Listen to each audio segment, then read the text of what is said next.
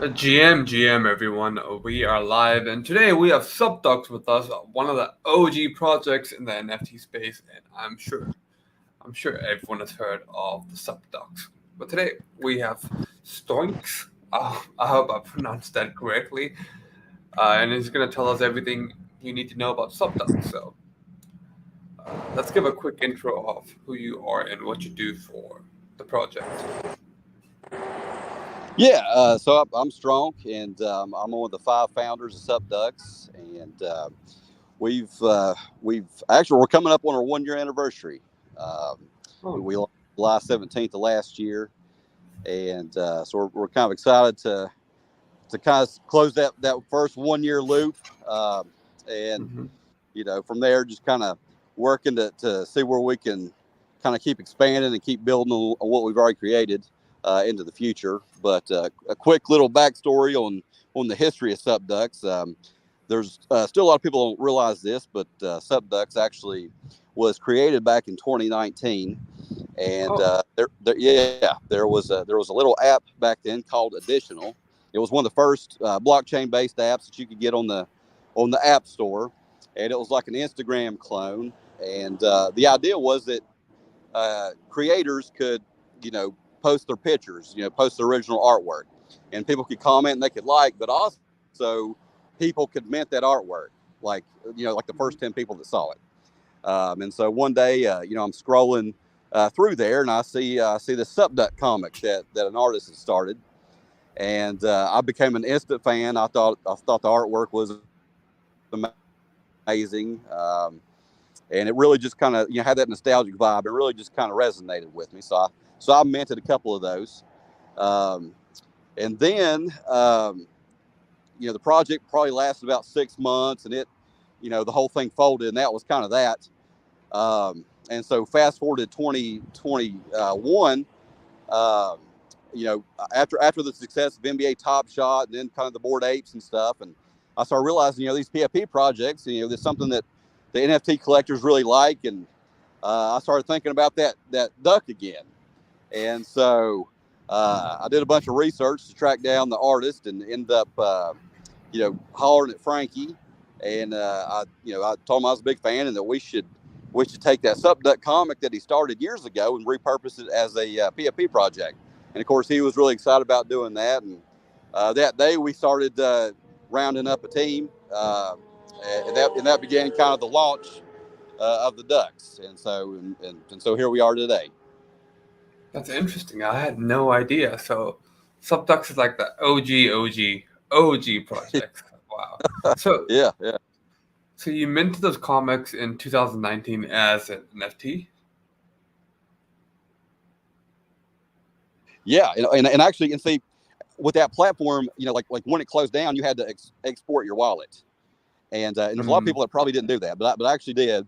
And so I still have some of the original Subducks, Oh, wow. and there's a few people out there in the world that do. So it's pretty cool, and you can find them. They're a little tough to search, but if you search through the additional collection on OpenSea for Subducks, you might be able to find them. But they're pretty cool. I need to look at that. That's like historic. Yeah, It's a I'll try historic to piece of art. yeah I'll try to send you a link after the interview. Awesome. You can check them Yeah, out. cool.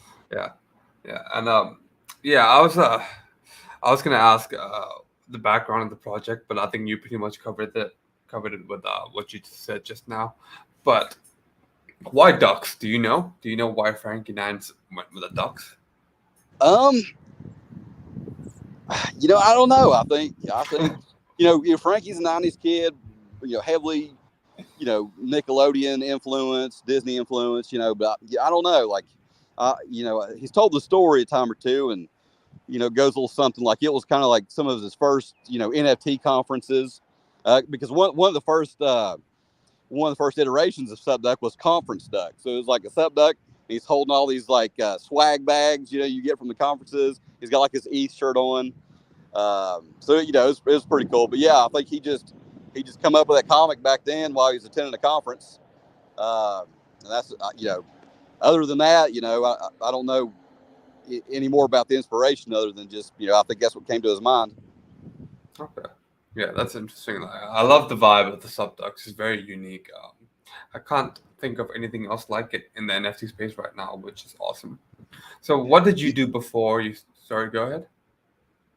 Oh yeah, I was just going to kind of piggyback on what you said. I mean, the thing that I find interesting, because like, one thing you've noticed is like usually when a particular art style, like gains some traction and some success, people usually mimic that or try to copy it in some way. And like still to this day, like no one's really tried to copy Frankie's style, which I find interesting. Yeah. Which is good. I mean, it makes Frankie stand out. It makes the Substock stand out. So indeed. So what were you doing before you joined the Subdocs team? Like, what's your past experience? I have a kind of weird work history. I was a farmer for a little bit. Okay. Over here in East Tennessee, and then I was in sales for a long time. I sold billboards and outdoor media. So that's kind of the bulk of my work history there. And I've just been a blockchain enthusiast for a long time. And in 2014, I came across Dogecoin and just thought that was kind of a fun little community. I remember everybody chipped in some Dogecoin to sponsor a NASCAR, back then. And I just thought that was hilarious. So that's what kind of got me into blockchain and what the community aspect of it was like. And back then that was kind of before Discord. Everybody was on Reddit, but it kind of showed me the power of like like seeing how community rallies around like a cause and how blockchain kind of could facilitate that. Of course, that was before NFTs, but that was kind of the first little way I dipped my toe in the water there.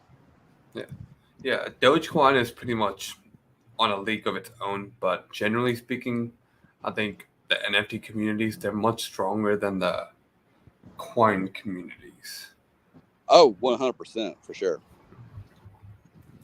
Now we can get into the meat of the project. So let's talk about Vault. How do you go about accumulating Vault for those that don't know, and what is the utility behind Vault? Well, so we launched Vault last September 3rd or September 9th last year. And currently the way it works is, each duck holder is able to claim 10 Volt per day. And the utility is basically like we wanted to be one of the first projects that really played around with sort of blockchain mechanics, like upgrading the metadata, having an evolving collection where you could, upgrade your traits or this or that. And so one of the ways to do that was to use Volt. That was it's called voltage. It's literally the power source of kind of the Subducts universe. And so, doing, like I said, upgrading your metadata, changing your avatar in some way. And then we want to do physical applications too, where you could buy merch with it. Or you could claim new NFT drops or what have you. So that's kind of the majority of the utility as it stands now. On the roadmap, you'll see there like Volt 2.0 is kind of hanging out there, and so the mechanics are likely to change significantly in the next few months or so. But that's currently the way it works. Okay, cool. And what about the king frogs? What is the utility behind the behind the king frogs? Well, and a lot of the King Frog story hasn't really even been told yet. But so originally, King Frog and King Frog even existed, before we launched Subducts in Frankie's mind. He was basically King Frog is Subducts' best friend. It's like his dog, and so back then, and I don't think a lot of projects did this either. It's like when Bored Apes dropped the dogs, they were all random traits. But when we dropped the frogs, those took the traits from your duck, so you had a matching pair. And then a little bit later on, we came out with the snack shop, and so there were 4 different snacks: Fireflies, Volt Cola, Rainbow Ice Cream, and I'm missing one here. But anyways, you could and gummy worms, and you could feed them to your frogs. With a metadata upgrade, and your frog would then get like an animated effect to kind of make it a little bit more premium than the other frogs. And each snack obviously had like a different effect to it. And then we're like, okay, let's take the frogs after you feed them, and let's put them into the masher, and you can make a megatoad. And the thing I really liked about this was it was like the first example, I'd say, of like user generated content, because you could take the frogs, put them in the masher, and you could pick which traits that you liked, and those would be the ones that got passed on to your megatoad. So you basically got to make your own NFT. So a lot of people really identified that. And another cool thing that happened because of that was, you burn the frogs when you're making the megatoad. So people didn't want to burn the frog, but they wanted a matching set. So they would find other frogs that had all the similar traits and basically make a megatoad that matched their frog, that matched their duck. So they could have a 3-set matching pair, which I thought was really cool. Yeah. And the ducks are cool, but in terms of artwork, I would say the king frogs are in my top 3 of all NFT projects right now. They just look so derpy and funny. Yeah, yeah. What is the goal of Subducks? Are they trying to build an intellectual property in the real world, or are they more focused on metaverse expansion at the moment? Oh, I would definitely say both. And just NFTs in general are kind of sit at this weird intersection of like culture and fashion and blockchain technology and gaming, and and obviously some people treat it as an investment. But so there's all these different kind of components, and I think we really like that. We kind of want to embrace that. But to us, I think Subducks is like a multimedia brand. It's a lifestyle brand. So we definitely are big on making sure that we have a distinct line of clothing that people like. We're big on trying to get our cartoon launched on a major distribution channel. Hopefully, Netflix is probably our favorite, but yeah, Netflix, Hulu, and so on. So basically, yeah, having a multimedia presence, but basically kind of like a blockchain Disney, if you will, just different enterprises that all incorporate the IP somehow. But we're a legitimate corporation. We have a headquarters in Los Angeles, and I think we have like about 16 people on the team right now. So it's we're a growing company that is definitely really focused on building the IP and all these different applications. So Megacorp, was it Megacorp? Megavault Corp. Megavault Corp. Yeah. Yeah, Megavault Corp. And that is the team responsible for building out the IP of Subducks currently. That correct. Cool. And let's talk about the VX Subducks. Is it already out?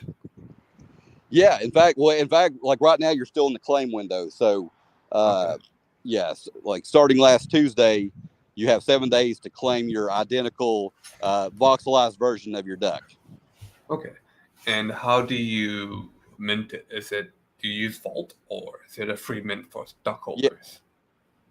Well, I mean, so we kind of consider Vault a free mint because you basically just get it for holding. So it's 750 volts. So that's 75 days of hold your duck. You're entitled to basically a free voxelized version. Let's say if I buy a duck from someone else right now, I don't get their Vault, do I? No. So yeah, Vault's kind of interesting in that aspect. It follows the wallet, not the duck. So once your duck's in a wallet, it starts accruing Vault there then. And then once it moves to the wallet, it starts accruing in the new wallet. So all the same Vault is still in that old wallet, and it's able to be claimed. Yeah, I was like, maybe I'll go buy some ducks and get some VXs using their Vault, but that strategy's out the window. Yeah. Do you want to touch more on the Subducks TV show? Is that the cartoon that you guys are building? And have there been any leaks already around that? Yeah, a few weeks back, we had dropped sort of the animatic for it. It's kind of like the pre pilots, if you will. Okay. And we're working with Justin Shinkaro, who was voiced Harold and we're pretty much wrapping up the pilot, I believe, and then we'll kind of start shopping that around to networks. Okay. So it's coming out pretty soon, it sounds like. Yeah, I mean, obviously these things take time. It's hard Yeah. to say when it actually will be released, Hmm. but yeah, we hope it at least gets picked up soon. Okay, cool, cool. And what is a SupDoc membership card? So yeah, well, that was another one of the things I thought was kind of cool that we did. So so when you uh, load your duck up into the website, it'll populate your membership card. So you'll see like your wall address, how many ducks you own, and of course, depending on how many ducks you own, you get a different medallion. Kind of Mhm. signifies sort of your level in the club. And we kind of had that purpose to be like your entry to get into SupDuck like live events and such. Okay, cool. Yeah, that's awesome. So it's building real world community as well as a Right. metaverse community. Are you currently partnered with any projects? And if you are you able to share what you're building with them? Uh, we, If you we can't do share, have a it's couple completely exciting okay. things. Yeah, I can't do it, but man, I'd love to. I guess we'll just wait and find out. Yeah, it'll be a good one though. Yeah, that's a VX subduck on the screen, and it looks amazing. I love the pink fur coat. I think it's called the pimp coat, if I'm not wrong. Yeah, the pimp code is definitely one of my favorites. Yeah, it's swag. Definitely swag. This is a very this is a question that I like asking founders a lot because in the NFT space, everyone wants they want everything right now. They want to be a millionaire right now. They want everything to be done right now. But building a great project, it takes time. So how do you juggle the short-term expectations of your investors and the community while making sure that the long-term value isn't being jeopardized? Well, what? That's kind of the secret sauce that I don't think anybody's figured out yet. I mean, it's tough, and because from the founder's perspective, you're building these products and these features, and like you work so hard on them, and then it's like you can't wait to get them out, and you can't wait to see the community, using them and being excited.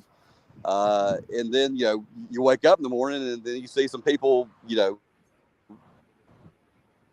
like firing off about it, how they're unhappy, with some design choice you made or whatever, and it's tough to take sometimes. You're thinking, oh, these people are going to love what we made for them, but obviously you just can't please everybody, and there's just people that they're going to be unhappy almost no matter what you do.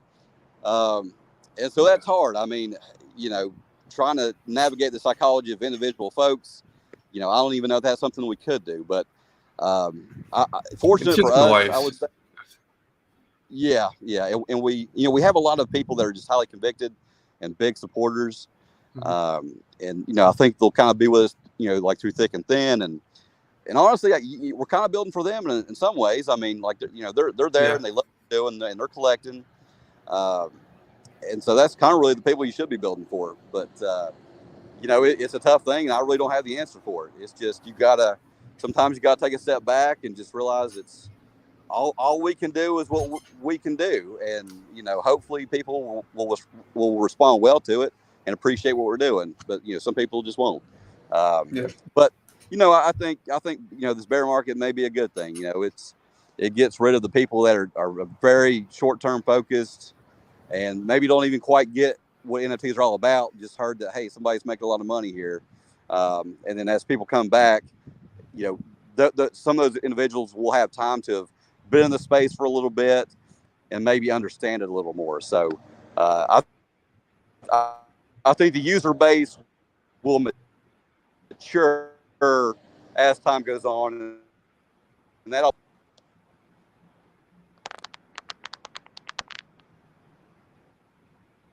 You still there?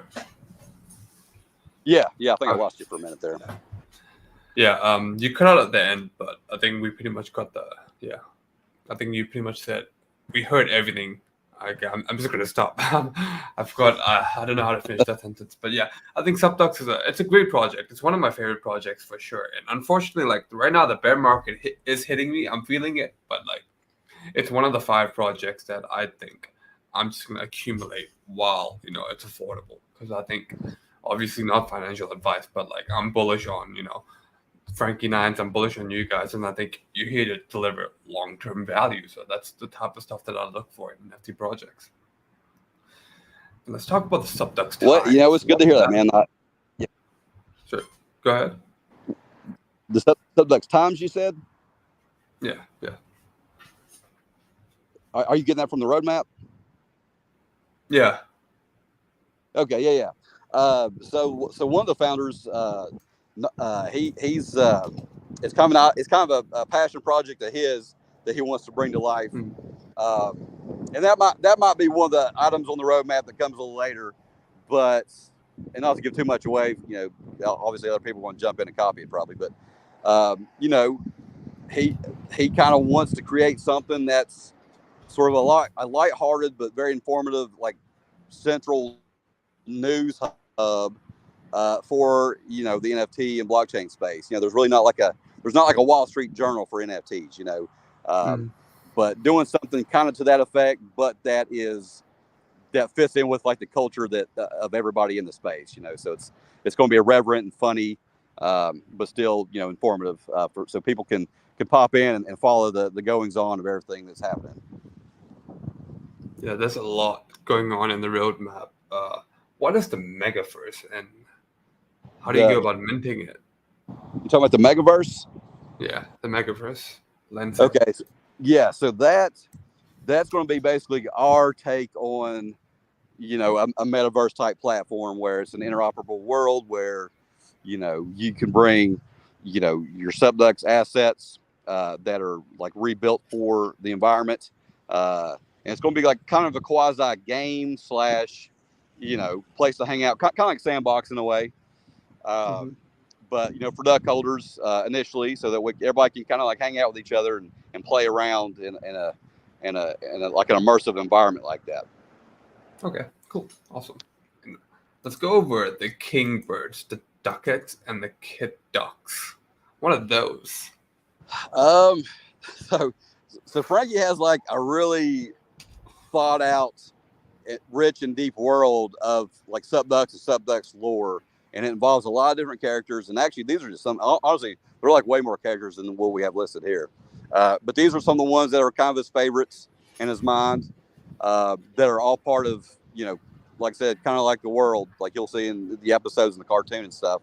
But so there are more projects that will be released that are under the Subducks umbrella, that are a part of the same universe. Awesome. And I'm guessing if you have the OG ducks, you will have perks when these projects come out? Yes. Cool. Awesome. All right, nice. So that's the toad battles. That sounds fun. When do we get to battle our toads, and what's that all about? And that one might be a little while too, but and honestly, that's probably one I'm most excited about personally. I'm a big toad fan, but yeah, think kind of like Street Fighter ish, for all the people that kind of grew up in that era, where you could take your toad. It's got different traits, different moves. And just battle it out in the arena, with other Megatoad owners. Which awesome. Like that. That's one thing I'm definitely looking forward to. I mean, I don't have a Megatoad. I just have a little king frog. You got to get a Megatoad. Yeah, my frog. Well, no, actually, not only that, and I don't know how much you know about him, but Megatoads, like you lick the Megatoad with your duck to make it wacky. For that trippy animated thing you've seen, and then the duck god's coming. Okay, so when the duck god comes, he's going to be bringing a gift, and all the wacky ducks can claim that gift. So you definitely want to be that. Yeah. Interesting. Okay, so like if you lick the toad, only the ducks that lick the toads, they're eligible for the gift from the duck gods. Yeah, because they're the only ones that can see the duck god. Oh, okay. Yeah, they're tripping. They're enlightened. They can. They're having a good time. Let's go over the Dr. Drew Labs. I have no idea what that is. So yeah. So that's kind of like that character kind of got created around the time that we dropped the Wacky Ducks. And I don't know if you saw that trailer. that we launched right before we dropped them. Is it the one with the scientist-looking guy? Yeah, that's Dr. Drool. And so Oh, there'll be some fun little blockchain magic kind of things we can do in that lab. okay, awesome. And the NFT art school. That sounds pretty epic. Like, what is it, and how do we attend? Yeah, so that's kind of one of Frankie's passion projects, and he's big on like artist education. And even in the early days when we launched, he would get on the stream and go through like all his techniques, what brushes he used, and in fact, some of the brushes and palettes that he made himself, you can actually download for Procreate, so that you can make art that looks similar to his. But yeah, so he's and I don't know exactly, and that's kind of something that he's doing. So I don't have a lot of information on that myself, but yeah, I mean, he just definitely wants to create an avenue for our collectors to be able to like unlock their inner artists, or even people that are already artists, to kind of basically so he can show them everything that he knows to get them to kind of to improve on their skills. Mm-hmm. Yeah, that's gonna be insane value to anyone that wants to get better at becoming an artist. And what is the Pawn Social? Is it like a new social media app by any chance? Yeah. Don't want to give too much away about that one either, but I think people will like it when it comes out. Sounds interesting for sure. And are you able to share about what you're building within the metaverse? Honestly, like I think from our perspective, it's kind of an all the above approach. It's hard to say right now like which platform people are going to gravitate towards, but what we know is we want people to be able to take their duck and frog and toad assets and be able to use similar ones in all these different environments. So like we just launched the VX ducks, and those are for voxel based metaverse environments. But there's going to be all kinds, we think, and so eventually there's going to be all manner of different versions of your duck, so you can go anywhere that you want with it. That's cool. All right. So you're not just sticking to one metaverse. You just eventually you're going to expand out into all the different metaverses. Well, Okay. and of course it's controversial, but like in my opinion, there is only one metaverse. There's different platforms that are trying to like plug into it, but like, and I don't know how we're going to figure it out one day, but eventually they're all going to have to be stitched together somehow. Do you think you can go over that? I've Do I heard that know? before, but Yeah. huh? Yeah. Do you think you can go over like what you mean by there's only one metaverse? I'm trying to think of a way to explain it. And I don't know if you've seen Ready Player One, Yeah. but basically there's one persistent online world that will exist, I think, in my opinion. But somehow all these little platforms that are available, whether it's Decentraland or Crypto Voxels or, like what have you,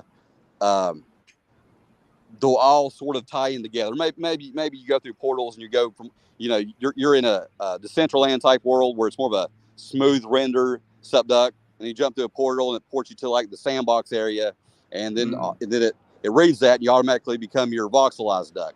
It might be something like that. But I think the metaverse is really waiting on VR. Ultimately, because really a metaverse is sort of an alternative universe, in my opinion. So, and we're probably still 10, 15 years off from it really being what it's supposed to be. But yeah, so we're just kind of in the early innings of it. It's going to take a long time. Yeah. I want it to happen now. Yeah.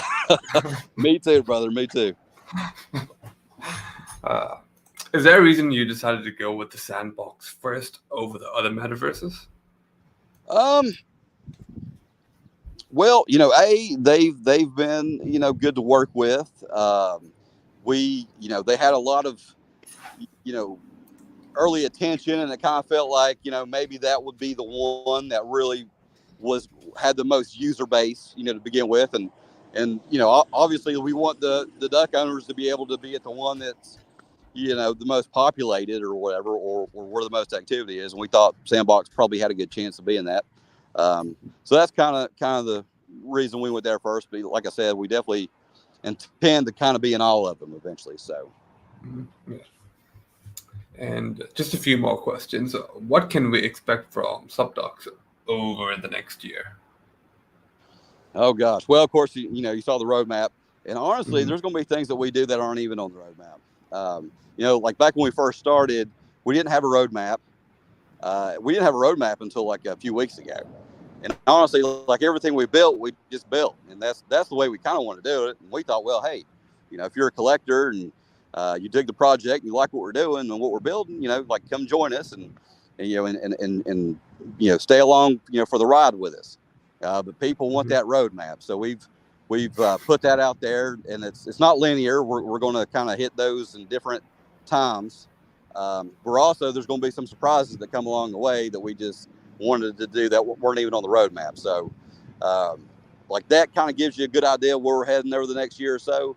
But then there'll be more of the story as well. Okay, awesome. And what is the grand vision of the SubDocs? Kind of a little bit like what I talked about before. Like it's, like right now, a lot of people treat these things like stocks, and I'm really hoping eventually that behavior goes away and people really rally around.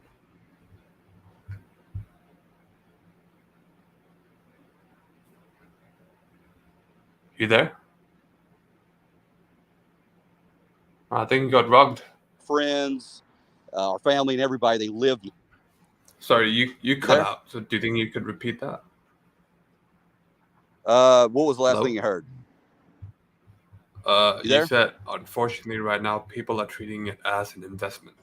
And then Yeah. Okay. you got Yeah. rugged. So they treat these things like stocks, whereas I think in the future, for the vision to play out like it should, I think, people are going to have to really pick like the 1 to 3 communities that they really identify with, because like that's what the whole reason that it exists. Really, I mean, it's like you're buying into an organization as hopefully like-minded folks that like the same artwork and vibe and culture and brand that we're developing. Like when we get to the metaverse eventually, like that's going to be how you're connected with people. That's going to be that's going to be the glue that holds folks together. Whereas like now, the glue is mainly like like where you live, where your neighbors and your friends and your family, those are the people in your circle. But we want SubDocs holders, like that's the circle. And so eventually, hopefully people will do that and really focus on what each project's doing instead of just collecting like 50 assets and hoping one of them moons one day, because like nobody's paying attention to what the projects are doing. Like honestly, in my opinion, the most successful projects aren't even the ones that are doing the most innovative things. Like a lot of people don't even know with some of these other projects that have kind of fallen out of favor. Like they're building cool stuff right now, nobody even knows. Yeah. And it's a shame. So hopefully eventually people, like when more people come, they'll rally around something that they'll find a team. It's like a sports team. They'll find their team, their home, and really invest themselves into it. So hopefully that's the way it plays out, and that's the optimal way for it to play out if people want the future that we've all talked about here. Yeah. But those projects that become successful, surely they're going to be worth a lot of money. And they may be, it just kind of like, Bitcoin will probably always be worth a lot of money. It's certainly not the most innovative, but it was here first, and that's fine. And there's merits to all that too, and it's everything about it. But the Bored Apes are always going to be valuable, I'm sure. Same with Doodles and Moonbirds. But a lot of small projects that were kind of hot for a while back in the day, they're still cranking away and building stuff, and I hope eventually people, will peek back in and see what they're doing and try to support them, Yeah. I mean, you just got to keep on building, and eventually, I know we say that a lot in the NFT space, just keep building, but that's really all we can do. What else can we do, And then they'll notice. Yeah. Right. That's exactly right. Yeah. That's pretty much it. Is there anything else that you would like to add?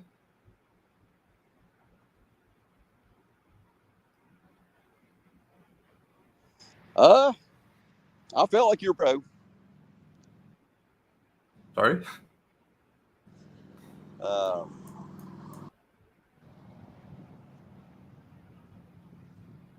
Hello.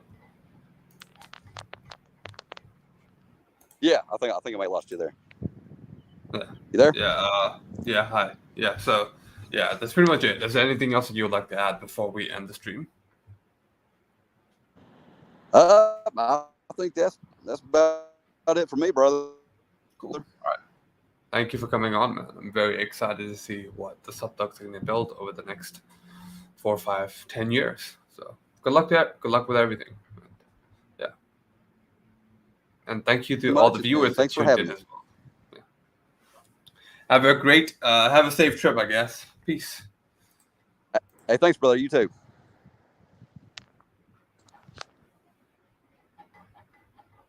All right, we're going to wait for